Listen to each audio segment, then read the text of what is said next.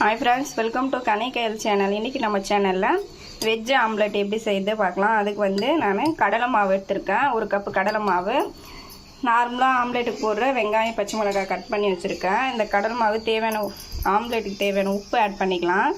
உப்பு ஆட் பண்ணி தண்ணி திட்டமா நம்ம ஊத்தி அந்த ஆம்லெட் பக்குவத்துக்கு நம்ம முதல்ல மிக்ஸ் பண்ணிக்கலாம்। இது வந்து கட்டிக்கும், கொஞ்சம் கொஞ்சமா தண்ணி ஊத்தி மிக்ஸ் பண்ணிக்கலாம்।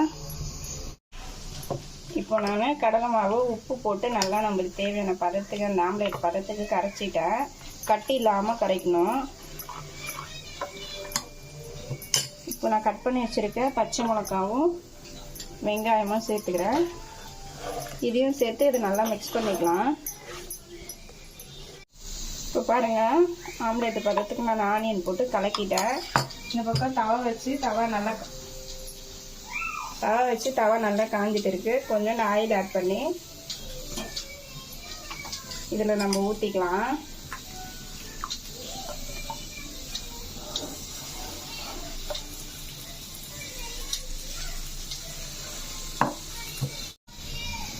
மேல லைட்டா ஆயில் ஊத்திக்கிறேன்। இப்போ வந்து நம்ம திருப்பி போட்டுக்கலாம்।